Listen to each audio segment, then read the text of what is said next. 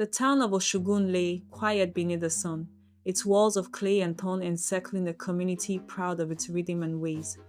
Houses with thatched roofs huddled together, their courtyards alive with the fragrance of roasted yam, palm oil, and goat stew. In the morning, the red earth echoed with the pounding of pestles as women walked in rhythm, preparing food for their families. Men strode into the forest with bows, arrows, and hunting dogs, or bent low over yam ridges, their sweat dripping onto the soil that sustained them.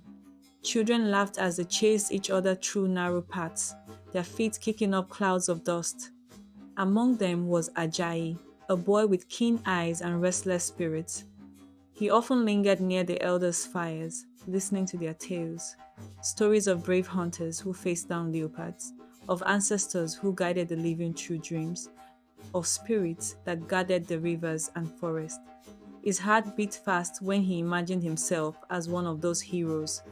His mother would sometimes shake her head, smiling at her son. Ajayi, your spirit wanders where your legs cannot yet go. His father, strong and steady, would laugh and ruffle his son's hair. Let him dream. A man's strength begins in his eyes before it grows in his arms. Oshogun was not large, but it was bound by tradition and faith. At the shrine, chickens and goats were sacrificed to the gods. Drums carried across the town during festivals, their deep tones summoning dance, song, and praise to ancestors. Life had rhythm, order, and dignity. Yet, whispers of Onis traveled through traders who visited the market. They spoke of raiders armed with muskets, of villages disappearing in fire, of children sold into chains. Most in Oshogun dismissed such talk. The forest walls had always protected them. But Ajayi sometimes felt the warnings heavy in his chest, though he could not say why. The boy did not yet know that his laughter, his dreams, and his home were fragile as smoke before the wind. It was Harmattan season, the air dry, the wind sharp with dust. Ajayi had fallen asleep to the soft crackle of a fire when he was jolted awake by a thunderous crack. Then, muskets fired. Then came screams. Shadows raced through the darkness, flames flaring against the sky as torches were hauled onto thatched roofs.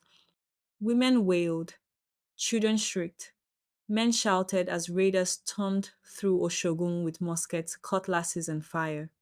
Ajayi's father roared, "Run to the booths!" but before they could escape, raiders burst into their courtyard. Rough hands seized Ajayi's wrist, rope cutting into his skin. His mother screamed, fighting against two men before she was struck and dragged away. "Mother!" Ajayi cried, twisting against his captor's grip.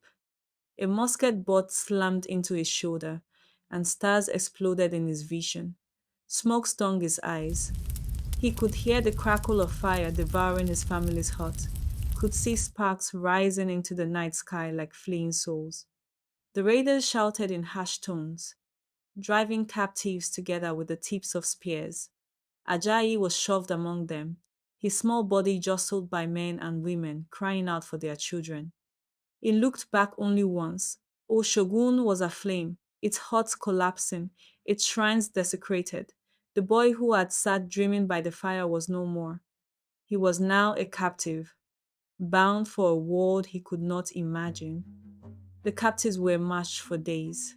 Ropes tied neck to neck, wrists bound so tight they bled. The road was dust and sweat, blood and tears. Ajayi's feet cracked open as they stumbled across sharp stones. His lips dried until they bled.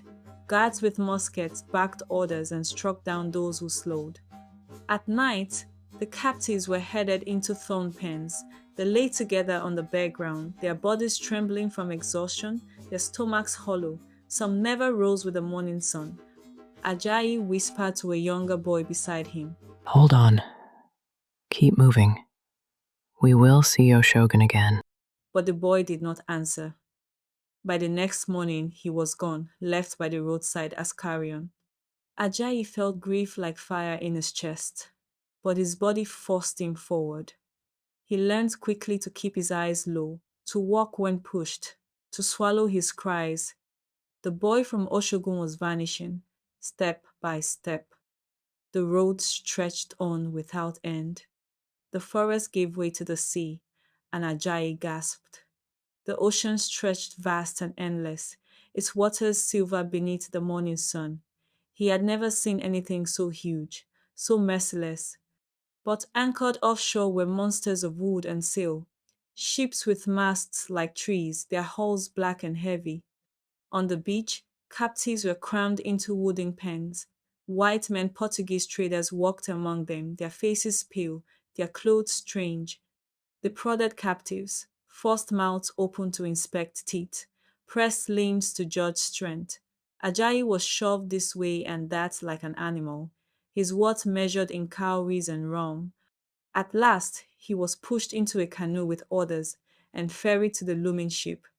The stink met him before he even climbed aboard, the stink of sweat, rot, and fear. Down below, darkness swallowed him. Chains clasped his wrists and ankles.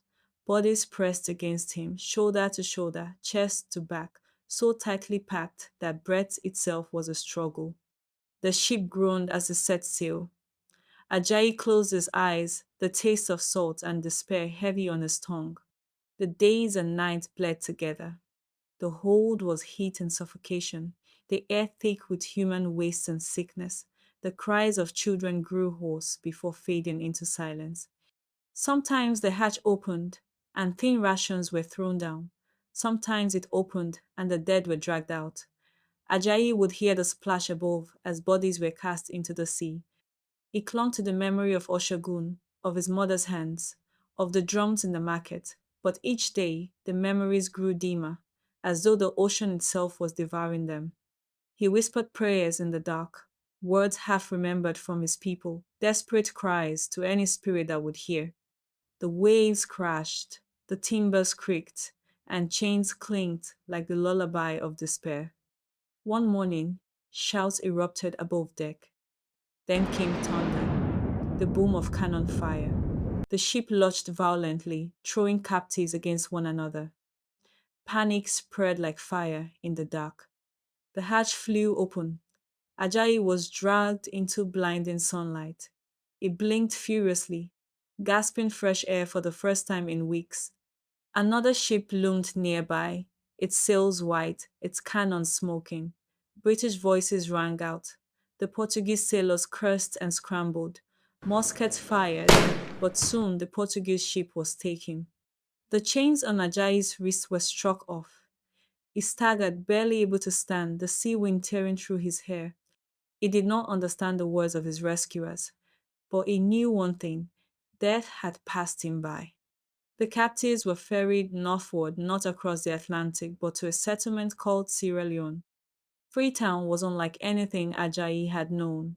Streets bustled with freed men and women from many lands, Yoruba, Igbo, Hausa, Mandinka, all carrying scars of chains but learning to live again.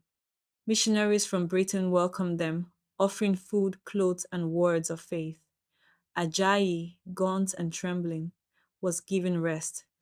In time, he was introduced to school. For the first time, he traced the letters of the English alphabet on a slate. A whole new world opened before him.